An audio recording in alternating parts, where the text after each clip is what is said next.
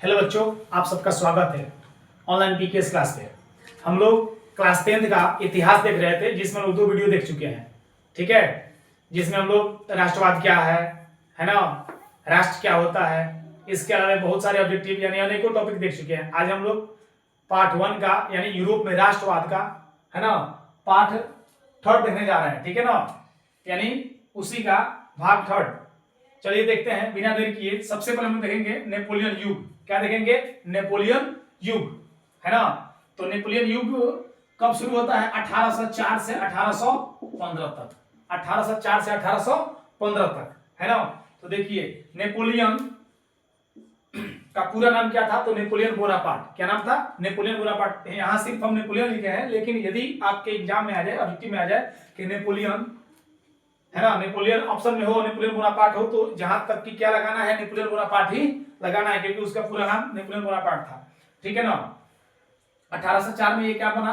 कहां का राजा बना? तो फ्रांस का सम्राट बना। 1804 में ये फ्रांस का सम्राट बना। 1815 तक सम्राट रहा। जी हाँ, यहीं से निकल कर आ रहा है कि इसका युग का मतलब क्या। यदि ये बताइए, मोदी जी जब से भारत के पीएम है और जब तक रहेंगे, तो ये समय मोदी काल हम लोग बोल सकते हैं। जैसे गांधी युग जो है ना, 1915 से 1948 तक के समय को हम लोग क्या बोलते हैं? गांधी युग बोलते हैं। ठीक उसी प्रकार 1804 में ये फ्रांस का सम्राट बना है, 1815 तक रहा है, इसलिए यहां हम लिखे 1804 से 1815 तक, यानी इस समय को हम लोग बोल सकते हैं क्या? नेपोलियन युग। उम्मीद करते हैं कि समझ में आ गया होगा। आगे बढ़ते हैं। 1815 में वाटरलू का युद्ध हुआ। वाटरलू जगह पर युद्ध हुआ, तो इस युद्ध का नाम क्या पड़ा? वाटरलू का युद्ध। इस युद्ध में नेपोलियन हार गया। इस युद्ध में नेपोलियन हार गया। पूछा जाएगा, है ना, कि नेपोलियन 1815 में किस युद्ध में हारा था? तो वाटरलू के युद्ध में हारा था। या वाटरलू का युद्ध कब हुआ था? तो 1815 में हुआ था। कब हुआ था जी? 1815 में। जस्ट हम आगे बढ़ेंगे, है ना। यहाँ है 1804 में नेपोलियन संहिता लागू होता है। क्या होता है? लागू किया। किसने लागू किया? नेपोलियन लागू किया। देखिए, कोई भी राजा जब बनता है ना, या कोई भी राजा होता है, तो आपको राजतंत्र की एक हैसियत होती है ना। एक तो ये क्या होगा? वंशानुगत होगा, और दूसरा ये होगा कि राजतंत्र में, है ना, राजा ही सर्वोसर्वा होता है, यानी राजा ही सब कुछ होता है। खुद से नियम बनाएगा, है ना, उसमें बदलाव करेगा, लागू भी करने का काम वही करेगा, सजा भी सुनाने का वही काम करेगा, सजा भी देने का वही काम करेगा। मतलब A to Z कार्य कौन करता है? राजा। तो देखिए 1804 में नेपोलियन अपने द्वारा जो नियम कानून बनाया था, उसका नाम दिया नेपोलियन संहिता, और उसको क्या कर दिया? लागू कर दिया, है ना। और 1821 में नेपोलियन की मृत्यु हो गई। इतना हम लोग नेपोलियन से याद जरूर रखेंगे। ठीक है। इससे सबसे वीवीआई क्या है कि वाटरलू का युद्ध कब हुआ था? 1815 में, और इसका समय क्या रहा है। ठीक है ना। ये राजा कब बना? 1804 में। चलते हैं इसके जस्ट बाद, यानी 1815 से जो आगे का इतिहास है वो देखते हैं। ठीक है ना। वो भी कहां? फ्रांस के अंदर। ठीक है ना। मेटरनिक युग। क्या है? मेटरनिक युग। तो मेटरनिक युग देखिए 1815 में शुरू होता है और 1848 तक चलता है।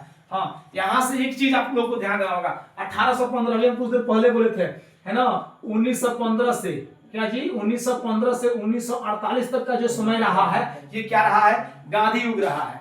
क्या रहा है? गांधी युग रहा है ना।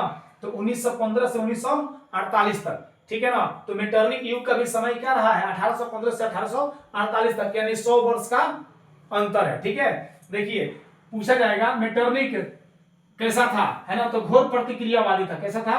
घोर प्रतिक्रियावादी। एग्जाम में हो सकता है प्रतिक्रियावादी शासक भी डाल सकता है। ठीक है ना। लेकिन यहां हम क्या बोले हैं? घोर प्रतिक्रियावादी। ठीक है ना। प्रतिक्रियावादी तो टेंशन नहीं लेना है कि सॉरी घोर प्रतिक्रियावादी पढ़ाए हैं और यहाँ प्रतिक्रियावादी है, दोनों हो सकता है। ठीक है ना। ऑस्ट्रिया का ये चांसलर भी था। चांसलर का मतलब क्या होता है? प्रधान बोल सकते हैं, प्रमुख बोल सकते हैं, मुखिया बोल सकते हैं, है ना। अब देखिए 1815 में वियना सम्मेलन की अध्यक्षता किया था। वियना सम्मेलन की अध्यक्षता किया था। ये महा वीवीआई है, मतलब इसके क्या? मेटरनिक युग। मेटरनिक युग से सबसे वीवीआई सवाल क्या है? वियना सम्मेलन की अध्यक्षता किसने किया था? तो वियना सम्मेलन की अध्यक्षता कौन किया था, है ना। तो यहां पर क्या हो जाएगा? मेटरनिक। कब किया था? 1815 में। इसका उद्देश्य क्या था? ये क्या चाहता था फ्रांस के अंदर? ये क्या चाहता था? तो ये चाहता था फ्रांस के अंदर, है ना, कि लोग जो गणतंत्र का विकास करना चाहते हैं, लोकतंत्र का विकास करना चाहते हैं, राष्ट्रवाद जो बढ़ रहा है उसका विरोध करना, उसको रोकना, यानी कि देश के प्रति लोग प्रेम की भावना जो कर रहे हैं, प्रबल कर रहे हैं, मजबूत कर रहे हैं, राजा के खिलाफ हो रहे हैं, यानी राजतंत्र का विरोध कर रहे हैं, वो विरोध करना लोग बंद कर दें। मतलब ये क्या चाहता था? इसका मेन उद्देश्य था क्या? पुनः राजतंत्र की स्थापना करना। पुनः राजतंत्र की स्थापना करना। हम लोग यहाँ दो टॉपिक देखे, क्या क्या देखे, नेपोलियन युग और मेटरनिक युग। आप लोग कंपेयर करके पढ़ेंगे तो ज्यादा याद होगा। कंपेयर कैसे किया जाता है, तो इसका समय कब से कब तक रहा, उसका कब से कब तक रहा, है ना, ये कौन कौन सा काम किए, ये कौन कौन सा काम किए, ठीक है ना। उम्मीद करते हैं कि समझ में आया होगा। आप सभी को वीडियो देखने के साथ साथ आप लोग नोट करना है, ठीक है ना। जिस दिन आपको एग्जाम हॉल बैठेंगे उस दिन हमको याद करेंगे हमारे सर क्या पढ़ाए थे और क्या आया है, ठीक है। तो जल्दी नोट करिए। हेलो, तो अभी हम लोग देखे थे, है ना, मेटरनिक युग और नेपोलियन बोनापार्ट का युग जो था, और हम लोग वियना सम्मेलन देख चुके थे। वियना कांग्रेस की उपलब्धियां देखेंगे कि वियना सम्मेलन जो हुआ उससे फायदा क्या हुआ या नुकसान क्या हुआ, है ना। तो वियना सम्मेलन की उपलब्धि देखिए, इटली को कई भागों में बांट दिया गया, इटली को कई भागों में विभाजित कर दिया गया, किसके द्वारा, मेटरनिक के द्वारा। किसके द्वारा, मेटरनिक के द्वारा। हम आप लोगों को पढ़ाए अभी, है ना, कि मेटरनिक का जो युग आता है कब आता है जी, 1815 से कब तक, 1848 तक। इतना बार लिखना है कि इसको याद ही कर लेना है, ठीक है। तो चलिए फिर से पूछ देते हैं, वियना जो सम्मेलन हुआ था, है ना, वियना सम्मेलन कब हुआ था, 1815 में। मेटरनिक का युग कब से कब तक है, 1815 से 1848 तक, ठीक है। अब देखिए, सिसिली और नेपल्स के प्रदेश, है ना, यानी कि सिसिली एक जगह का नाम है, नेपल्स ये प्रदेश के प्रदेश में बुर्बो वंश, किस वंश के, तो बुर्बो वंश के सम्राट जो थे फर्डिनेंड, इनको दे दिया गया। मतलब सीसल्स और नेपल्स प्रदेश किसको दे दिया गया, है ना, तो बुर्बो राजवंश के एक राजा थे, एक सम्राट थे, जिनका नाम क्या था, फर्डिनेंड, इनको दे दिया गया, ठीक है। रोम और उसके आसपास, रोम जो था, रोम, है ना, यानी इटली के आसपास के इलाका, यानी रोम और उसके आसपास के सभी राज्यों को किसको सौंप दिया गया जी, पोप को सौंप दिया गया। अब देखिए, लोम्बार्डी और वेनेसिया, लोम्बार्डी और वेनेसिया पर ऑस्ट्रिया की प्रभुता कायम हुई, ऑस्ट्रिया की प्रभुता कायम हुई। देखिए, हम 4 पॉइंट लिखे हैं। आपसे पूछ सकता है वियना सम्मेलन की उपलब्धि है, उपलब्धि मतलब फायदा होता है, लाभ होता है ना। तो आप 1 2 3 4 पॉइंट दिए, 4 पॉइंट लिख सकते हैं, ठीक है। बाकी और भी पॉइंट बन सकते हैं, है ना। इसमें कायम का मतलब होता है, कायम का मतलब होता है हमेशा बना रहना, है ना, आया ना बात समझ में। लोम्बार्डी और वेनेसिया जो है ये क्या है, एक प्रदेश का नाम है जो ऑस्ट्रिया की यहाँ प्रभुता यानी प्रभुता कायम हो गई, है ना। रोम और उसके आसपास के इलाके किसको दिए गए, पोप को सौंप दिए गए, ठीक है ना। इसको जल्दी से नोट करिए, ठीक है। मिलते हैं अगले पॉइंट के साथ। और एक यहाँ आप इंपॉर्टेंट पॉइंट लिख सकते हैं क्या, कि जर्मनी, जर्मनी जो था क्या, जर्मनी, इसके फायदे और क्या लिख सकते हैं। चलिए इसको मिटा रहे हैं हम, देखिए और क्या पॉइंट हो सकते हैं, यहां से पॉइंट हो सकते हैं, आप लोग को नोट करते चलना है, ठीक है। आप लोग को नोट करते चलना है ना, क्योंकि कॉपी रहेगा तो आप रिवीजन कर सकते हैं। वीडियो देखेंगे उतना ही समय तक याद रहेगा, आए ना बात समझ में। तो देखिए, जर्मनी जो था ना, इसका मतलब लाभ क्या हुआ, एक और पॉइंट इससे हम इंपॉर्टेंट इसलिए लिख रहे हैं। जर्मनी में 39 रियासतों का संघ कायम रहा। रियासत का मतलब क्या होता है, राजवाड़ा, समझते हैं। जर्मनी में 39, क्या जी, 39 रियासत संघ कायम रहा। कायम रहा का मतलब देखिए, बनाया नहीं गया, ये पहले भी था और इस सम्मेलन के बाद भी रहा, ठीक है। कितने, 39। ये डेटा जो है, ये पॉइंट जो है, ये इंपॉर्टेंट है, अतः आप लोगों को इसको याद करके चलना है, ठीक है। वियना सम्मेलन की हम लोग 5 उपलब्धि देखे, ठीक है। उम्मीद करते हैं कि आप लोग समझ में आएगा। उपलब्धि का मतलब होता है आपने हासिल क्या किया या इस सम्मेलन से फायदा क्या हुआ, इस सम्मेलन से जो चीज मतलब निकल कर आया वो चीज के बारे में हम लोग देख चुके, ठीक है। चलिए चलते हैं अगले टॉपिक की तरफ।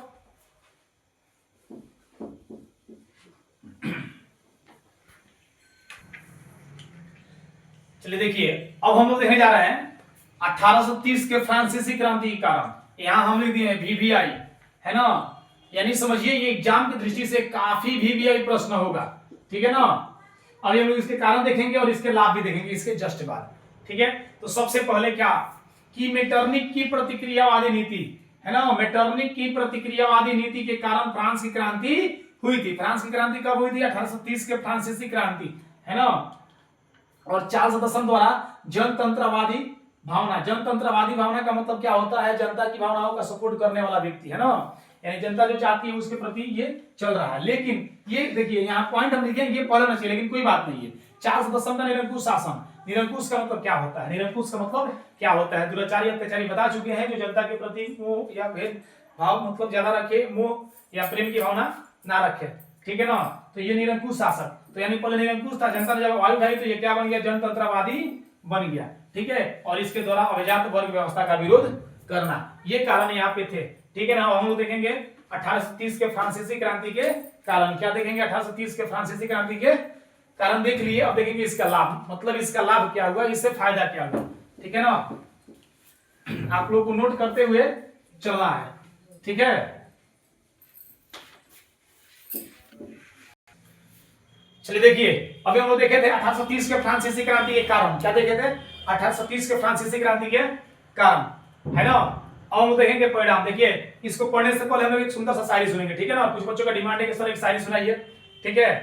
चलिए देखिए, कहते हैं कि गरीबी तोड़ देती है वह रिश्ते, गरीबी तोड़ देती है वह रिश्ते जो रिश्ते खास होते हैं, गरीबी तोड़ देती है वह रिश्ते जो रिश्ते खास होते हैं, पराये भी अपने हो जाते हैं जब पैसे पास होते हैं। जी हाँ, पराये कब अपने हो जाते हैं, जब पैसे पास होते हैं।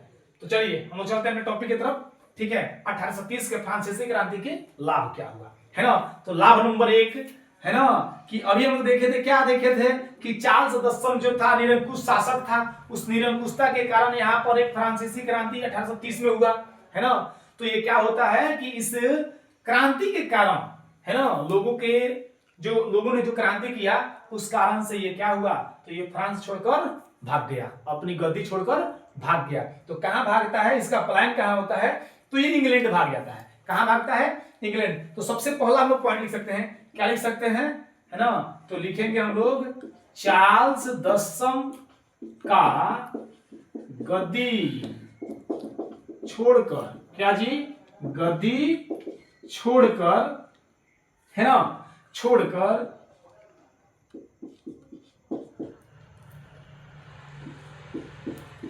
इंग्लैंड पलायन होना, पलायन का मतलब होता है भाग जाना, ठीक है ना। मतलब ये क्रांति के कारण ये कहां भाग गया, इंग्लैंड। इसको याद रखना है, कौन भाग गया, चार्ल्स दसम भाग गया, ठीक है। और बुर्बो राजवंश का अंत हो गया। दूसरा पॉइंट क्या, ये भाग गया तो बुर्बो राजवंश का अंत हो गया, यानी कि इस कारण क्या हो गया, बुर्बो राजवंश का अंत हो गया। क्या हो गया जी, बुर्बो राजवंश का अंत हो गया, है ना। मतलब इस वंश के अब कोई अगला कोई राजा नहीं बना, अंत हो गया, ठीक है। चलिए 2 पॉइंट हम लोग देखे, तीसरा पॉइंट क्या बन सकता है, ठीक है ना। देखिए पहला पॉइंट क्या है कि चार्ल्स दसम गद्दी छोड़कर इंग्लैंड भाग गया, ये भी याद रखना है। कहां भागा, इंग्लैंड। कौन भागा, चार्ल्स दसम। कब भागा, 1830 क्रांति के कारण, है ना। बुर्बो राजवंश का अंत हो गया, है ना। आगे देखिए, आर्लेन्स वंश के लुई फिलिप शासक बने। नए वंश, आर्ले वंश। कौन से वंश, आर्ले वंश। आप लोगों को गलती नहीं लिखना है, ठीक है ना। जो बोर्ड पर लिख रहे हैं इसको ध्यान से देखना है। आर्ले वंश, है ना, का, आर्ले वंश का एक नए व्यक्ति, यानी जिसका नाम था लुई फिलिप। क्या नाम था जी, लुई फिलिप। देखिए इसको हाईलाइट कर देते हैं, घेर देते हैं। लुई फिलिप क्या बना, शासक बना। लुई फिलिप शासक बना।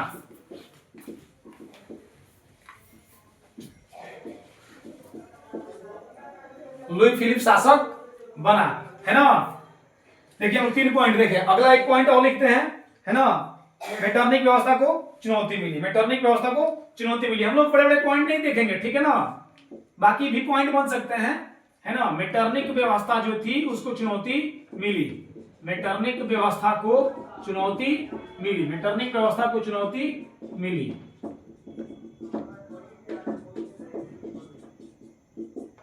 चलिए देखिए हम लोगों ने अभी क्या क्या देखा।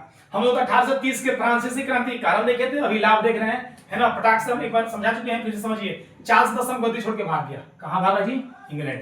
यानी जनता मुकने पीटने पड़ी, आवाज उठाई, गद्दी छोड़ के भाग गया, ठीक है। बुर्बो राजवंश का अंत हो गया, मतलब चार्ल्स दसम के बाद कोई बुर्बो राजवंश का राजा नहीं बना। इसके आगे अब मान लीजिए देश को संभालना है तो कोई ना कोई राजा बनेगा ना, तो एक नई व्यक्ति लुई फिलिप, कौन, लुई फिलिप राजा बनते हैं, जो किस वंश के थे, आर्ले वंश के। इसको भी याद रखना है, लुई फिलिप किस वंश के राजा थे, आर्ले वंश के। यहाँ सवाल कर सकता है और मेटरनिक व्यवस्था को चुनौती मिली। ये पहले बताइए कि नए व्यक्ति आएंगे या पुराने व्यक्ति का कानून व्यवस्था चलेगा तो वहां दिक्कत होगा कि नहीं होगा, है ना, होगा करेगा। तो मेटरनिक ने जो व्यवस्था बनाया था उस व्यवस्था को चुनौती मिली, क्योंकि ये आए तो ये अपना व्यवस्था लागू करने का प्रयास किए। ठीक है, चलते हैं अगले पॉइंट की तरफ, आप लोग नोट करते रहना है। ठीक है, मिलते हैं अगले वीडियो के साथ। उम्मीद करते हैं कि आप लोगों को वीडियो अच्छा लगा होगा, है ना।